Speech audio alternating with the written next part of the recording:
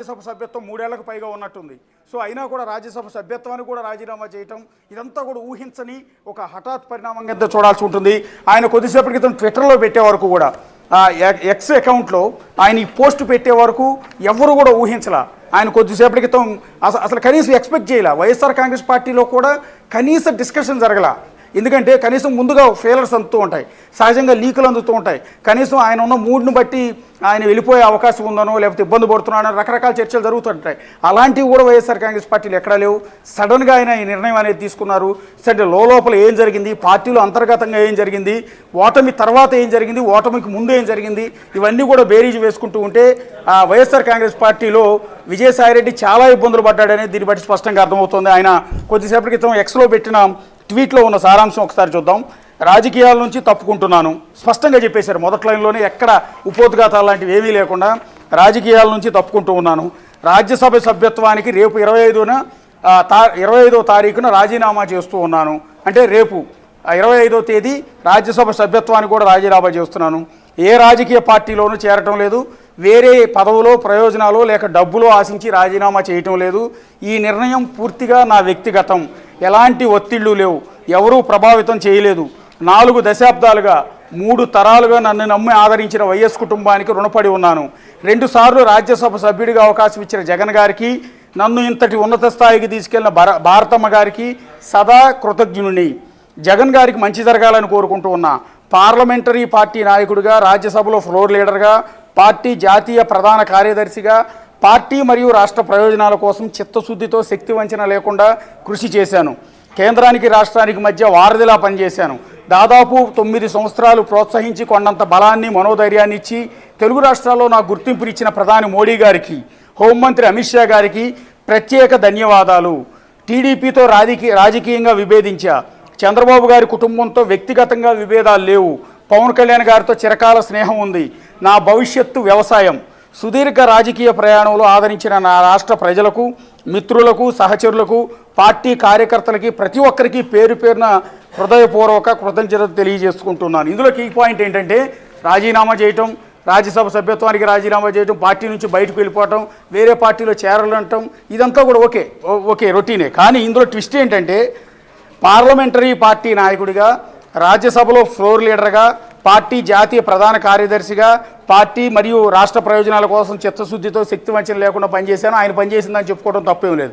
Twist ఏంటంటే, interesting element ఏంటంటే, దాదాపు 9 సంవత్సరాలు ప్రోత్సహించి కొండంత బలాన్ని, మనోధైర్యాన్ని ఇచ్చి తెలుగు రాష్ట్రాల్లో నాకు గుర్తింపునిచ్చిన ప్రధాని మోడీ గారికి, హోంమంత్రి అమిత్ షా గారికి ప్రత్యేక ధన్యవాదాలు అనేదే ఇక్కడ అసలైన ట్విస్టు, అసలైన సంచలనం అని చెప్పాల్సి ఉంటుంది. ఎందుకంటే ఆయన మొదటి నుంచి పనిచేసింది, పార్టీ ఆవిర్భావం నుంచి ఉన్నది వైఎస్ఆర్ కాంగ్రెస్ పార్టీ. వైఎస్ ఫ్యామిలీతో ఉన్నారు, జగన్తో పాటు ఉన్నారు. అలాంటి వ్యక్తి ఈ ట్విస్ట్ ఏంటంటే 9 సంవత్సరాలు ప్రోత్సహించి కొండంత బలాన్ని ఇచ్చి, మనోధైర్యాన్ని ఇచ్చి తెలుగు రాష్ట్రాల్లో నాకు గుర్తింపునిచ్చిన ప్రధాని మోడీ గారికి, హోంమంత్రి అమిత్ షా గారికి ప్రత్యేకమైన ధన్యవాదాలు అంటాం.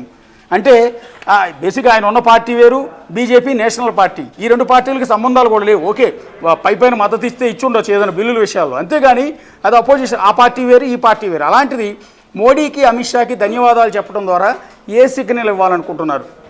9 సంవత్సరాల పాటు రాజకీయాల్లో గుర్తింపునిచ్చింది, ఆయనకు పదవులు ఇచ్చింది, ఆయనకి ఐడెంటిటీ అనేది ఇచ్చింది వైఎస్ఆర్ కాంగ్రెస్ పార్టీ. ఆ పార్టీని కాదని బీజేపీ ఆయన గుర్తింపునివ్వటం అనేది ఇక్కడ అసలైన ట్విస్ట్ అని చెప్పాల్సి ఉంటుంది. ఇక రెండోది, టీడీపీతో రాజకీయంగా విభేదించా. సహజంగా ఎవరు రాజీనామా చేసినా రాజకీయాల నుంచి తప్పకుండా కూడా ఇదే రకమైన కామెంట్ చేస్తారు, తప్పేం లేదు. చంద్రబాబు గారి కుటుంబంతో వ్యక్తిగతంగా విభేదాలు లేవు. పవన్ కళ్యాణ్ గారితో చిరకాల స్నేహం ఉంది. సో ఇదంతా చంద్రబాబు నాయుడిని కొంత కొనియాడే ప్రయత్నం చేయటం, పవన్ కళ్యాణ్తో నాకు సంబంధాలు ఉన్నాయని చెప్పడం, ఇదంతా కూడా ఒక ఊహించని పరిణామం. సో ఇప్పుడు ఎందుకు ఇంత సంచలనమైన అశోక్, ఇక్కడ మనకు చూసుకుంటే ఇటు మీరన్నట్లుగా అంటే ట్వీట్లో మొత్తం కూడా ఇటు మోడీకి కానివ్వచ్చు, అమిత్ షా కానివ్వచ్చు, అలాగే చంద్రబాబుకి, పవన్ కళ్యాణ్కి వీళ్ళ పేర్లు మాత్రమే మెన్షన్ చేశారు. ఇటు పార్టీకి సంబంధించి వైఎస్ జగన్ పేరు కానీ, అలాగే రాజశేఖర రెడ్డి పేరు కానీ ఎక్కడా ప్రస్తావించలేదు. అంటే దీన్ని బట్టి మనం ఏమర్థం చేసుకోవాలంటారు అశోక్? ఎస్, అది ఎవరు కూడా ఊహించని విషయం. అయితే గత కొద్ది కాలంగా వైఎస్ఆర్ కాంగ్రెస్ పార్టీలో ఇబ్బందులు పడుతున్న మాట వాస్తవం. ఎందుకంటే గతంలోనే వైజాగ్లో వైఎస్ఆర్ కాంగ్రెస్ పార్టీ ఇన్ఛార్జిగా ఉన్న సమయంలో ఆయన మీద భూ కబ్జా ఆరోపణలు వచ్చాయి, అనేక అలిగేషన్స్ వచ్చాయి. ఆ తర్వాత జగన్ సంచలనమైన నిర్ణయం తీసుకుని ఆయన ఆ పదవి నుంచి తప్పించారు. తప్పించి విజయవాడకు వచ్చి పార్టీ కోసం పనిచేయమన్నారు. అప్పటి నుంచి కూడా జగన్కి విజయసాయిరెడ్డికి మధ్య సంబంధాలు అంతంత మాత్రంగానే ఉన్నాయి. ఒక విధంగా చెప్పాలి అంటే అంతకుముందు ఉన్నంత ఆ స్నేహం లేదు. ఈలోపే సజ్జల రామకృష్ణారెడ్డి ఎంటర్ అయ్యారు. సజ్జల రామకృష్ణారెడ్డి పార్టీ సలహాదారుగా ఒక చిన్న పోస్టుతో ఎంటర్ అయ్యి ఆ తర్వాత పార్టీ మొత్తం తనదే అన్నట్టుగా, సకల శాఖ మంత్రిగా అన్నట్టుగా, జగన్ తర్వాత తానే నంబర్ 2 అన్నట్టుగా పార్టీ మొత్తంలో ఎదిగిపోయారు. ఎదిగిపోయిన క్రమంలో విజయసాయిరెడ్డిని తొక్కటానికి సజ్జల రామకృష్ణారెడ్డిని పైకి లేపారన్న ప్రచారం కూడా ఆ పార్టీలో ఉంది. సో అన్నీ తానై వ్యవహరించిన జగన్ తర్వాత నిర్ణయాలు తీసుకోవడంలో కావచ్చు, వాటిని అమలు చేయడంలో కావచ్చు, ఎవరికి పదవులు కావాల్సి వచ్చినా, టికెట్లు కావాల్సి వచ్చినా, ఇంకోటైనా అంతా కూడా సజ్జల చేతిలోనే జరిగింది గత 5 ఏళ్ళు కూడా. అలాంటిది విజయసాయిరెడ్డి జీరోగానే ఉండిపోయారు. ఒక విధంగా చెప్పాలంటే పార్టీతో అంటీ ముట్టనట్టుగానే ఉండిపోయారు. ఆ తర్వాతే ఆయనతో ఎండోమెంట్ కమిషనర్ శాంతితో సంబంధాల విషయంలో కొంత వివాదం చెలరేగటం, దాని నుంచి బయటపడే ప్రయత్నం చేయటం, ఆ తర్వాత రకరకాల అలిగేషన్స్ ఆయన మీద వచ్చాయి. ఆయన అరబిందో కంపెనీకి సంబంధించిన శరత్చంద్రారెడ్డి సోదరుడు, విజయసాయిరెడ్డికి స్వయాన అల్లుడు. ఈ నేపథ్యంలో లిక్కర్ కేసులో శరత్చంద్రారెడ్డి అరెస్ట్ కావటం, అది కూడా విజయసాయిరెడ్డికి మెడకు చుట్టుకోవటం, ఆ తర్వాత ఆంధ్రప్రదేశ్లో జరిగిన అనేక అవినీతి అక్రమ కేసులు విజయసాయిరెడ్డి పేరు పదే పదే రావటం, ఆ సందర్భంలో కూడా వైఎస్ఆర్ కాంగ్రెస్ పార్టీ ఆయనకు అండగా ఉన్నట్టు ఎక్కడ కూడా లేదు. ఫర్ ఎగ్జాంపుల్ ఎండోమెంట్ కమిషనర్ వ్యవహారంలో కూడా ఎక్కడ పార్టీ ఆయన వైపు అండగా నిలబడాలి, ఆయన తరపున ఎవరు కూడా మాట్లాడాల. వీటన్నిటి నేపథ్యంలో ఆయన మనసు బాగా ఇబ్బంది పడినట్టుగానే, అందుకని పార్టీకి అంటిముట్టినట్టుగానే ఆయన వ్యవహరిస్తూ వస్తున్నారు. ఇక అంతేకాకుండా తారక రత్న, ఎన్టీఆర్ ఫ్యామిలీకి సంబంధించిన ఎన్టీఆర్ మనవడు తారకరత్న చనిపోయిన సందర్భంలో విజయసాయిరెడ్డి అన్నీ తానై అక్కడ వ్యవహారం అంతా కూడా చక్కబెట్టే ప్రయత్నం చేశారు. ఎన్టీఆర్ ఫ్యామిలీ కంటే కూడా విజయసాయిరెడ్డి తారకరత్న ఇంట్లో ఉండి కార్యక్రమం అంతా కూడా చేశారు. ఎందుకంటే ఆ విజయసాయిరెడ్డికి తారకరత్న భార్యకి దగ్గర బంధుత్వం ఉన్న నేపథ్యంలో ఆయన దగ్గరుండి కార్యక్రమం అంతా చేశారు. అదే సందర్భంలో తారకరత్న చనిపోయినప్పుడు అక్కడికి వచ్చిన చంద్రబాబు నాయుడుతో కావచ్చు, లోకేష్తో కావచ్చు, విజయసాయిరెడ్డి సన్నిహితంగా ఉండటం, చంద్రబాబు నాయుడు విజయసాయిరెడ్డి పక్కపక్కనే సోఫాలో కూర్చుని ఉండటం, వీటన్నిటి నేపథ్యంలో పార్టీలో వైఎస్ఆర్ కాంగ్రెస్ పార్టీలో విపరీతమైన చర్చ జరిగింది. ఎలా అంటే మనకి శత్రువుగా భావించే తెలుగుదేశం పార్టీ వాళ్ళతో, చంద్రబాబు నాయుడుతో విజయసాయిరెడ్డి అంత చనువుగా ఎలా ఉంటాడు, ఎలా కూర్చుంటాడు అన్న చర్చ జరిగింది. అప్పటి నుంచే గ్యాప్ వచ్చిందన్న ప్రచారం కూడా ఉంది. ఎప్పుడైతే విజయసాయిరెడ్డి చంద్రబాబుతో పక్కన కూర్చుని గుసగుసలాడారో, వీళ్ళిద్దరూ కలిసి ఒక ప్రెస్ మీట్ పెట్టారో, ఈ పెట్టిన నేపథ్యంలో జగన్తో ఆయనకున్న లింకులు తెగిపోయి అప్పటి నుంచి ఆయన పార్టీకి దూరం చేశారన్న ప్రచారం. దీనికి తోడు ఆయన వైజాగ్లో ఆయన మీద వచ్చిన అలిగేషన్స్ కావచ్చు, ఇలాంటి ఎండోమెంట్ కమిషనర్తో సంబంధాల విషయంలో వచ్చిన ఆరోపణలు కావచ్చు, ఇలాంటి అన్ని అంశాల్లో కూడా వైఎస్ఆర్ కాంగ్రెస్ పార్టీ ఆయన వెంట నిలవలేదు, ఆయనకు మద్దతు ఇవ్వలేదు, ఆయనకు సాయం చేసే ప్రయత్నం చేయలేదు, ఒంటరిగానే పోరాటం చేశారు. అప్పటి నుంచి పార్టీతో గ్యాప్ రావడం, అంతకుమించి విజయసాయిరెడ్డి ఎప్పుడైతే డౌన్ అవుతూ వస్తూ ఉన్నారో ఆ నంబర్ 2 స్థానాన్ని సజ్జల రామకృష్ణారెడ్డి బలవంతంగా లాక్కున్నారన్న ప్రచారం కూడా ఉంది. అందుకని జగన్ తర్వాత అన్నీ తానై సజ్జల రామకృష్ణారెడ్డి వ్యవహరించడం, విజయసాయిరెడ్డి పూర్తిగా పక్కన పెట్టేయడం, ఆయన పట్టించుకోకపోవడంతో ఆయన ఈ నిర్ణయం తీసుకున్నట్టుగా తెలుస్తుంది. ఈ మధ్యకాలంలో జగన్ని విజయసాయిరెడ్డి కలిసిన సందర్భాలు కూడా లేవు. అలాగే తన రిజిగ్నేషన్ ఇచ్చిన ఈ సందర్భంలో కూడా ఆయన జగన్ పెద్దగా కొనియాళ్ళ, కేవలం వైఎస్ కుటుంబంతో సన్నిహిత సంబంధాలు ఉన్నాయని చెప్పారు. బేసిక్గా విజయసాయిరెడ్డి ప్రస్థానం కూడా చెప్పుకోవాలి. ఆయన నెల్లూరు జిల్లా ఆడిటర్, వ్యక్తిగతంగా ఆడిటర్, ఆయన అది కూడా వైఎస్ కుటుంబానికి వ్యక్తిగతంగా ఆడిటర్గా పనిచేస్తూ వచ్చారు.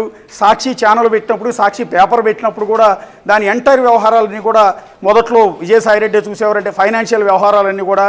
అట్లాగే జగన్ అక్రమాస్తుల కేసులో సిబిఐ నమోదు చేసిన 13 కేసుల్లో, ఈడీ కేసుల్లో ఆయనతో పాటు సహనిందితుడిగా A2 స్థానంలో విజయసాయిరెడ్డి కూడా ఉన్నారు. జగన్తో పాటు అరెస్ట్ అయ్యారు. చెంచులగూడ జైల్లో 16 నెలల పాటు జైల్లోనే ఉండొచ్చారు.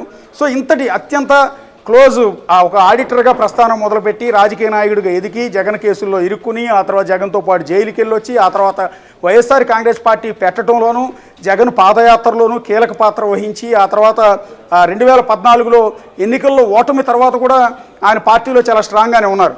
కానీ 2019లో మళ్ళీ తిరిగి వైఎస్ఆర్ కాంగ్రెస్ పార్టీ అధికారంలోకి వచ్చినప్పటి నుంచే పార్టీకి, జగన్మోహన్ రెడ్డికి, విజయసాయిరెడ్డికి మధ్య ఆ గ్యాప్ అనేది పెరిగింది. ఎప్పుడైతే సజ్జల రామకృష్ణారెడ్డి ఎంటర్ అయ్యారు, వాస్తవానికి మొదట్లో సజ్జల రామకృష్ణారెడ్డి పాత్ర లేదు, ఆయన ప్రస్థానం కూడా పెద్దగా లేదు. ఆయన సాక్షి పత్రికకు బహుశా ఎడిటర్గానే ఏదో చేసినట్టున్నారు, జర్నలిస్ట్ బేసిక్గా కాబట్టి. సో అలా పనిచేసిన వ్యక్తిని పార్టీలోకి తీసుకొచ్చారు. ఆ తర్వాత అధికారంలోకి రాగానే ఆయనకి సలహాదారు పోస్ట్ ఇచ్చారు. సలహాదారు పోస్ట్ ఇచ్చి ఎప్పుడైతే ఆయనకి ప్రయారిటీ ఇవ్వటం మొదలుపెట్టారు, విజయసాయిరెడ్డిని పక్కన పెట్టడం మొదలుపెట్టారు, ఆయన ప్రయారిటీ తగ్గిపోతూ వస్తుంది. ఈ నేపథ్యంలోనే విజయసాయిరెడ్డి పార్టీని వీడాలని నిర్ణయం తీసుకున్నట్టుగా దీన్ని బట్టి అయితే మనకి చాలా స్పష్టంగా తెలుస్తోంది. సో ఇప్పుడు ఏం చేయబోతున్నారు విజయసాయిరెడ్డి? తాను భవిష్యత్తులో వ్యవసాయం చేస్తానని చెప్తున్నారు.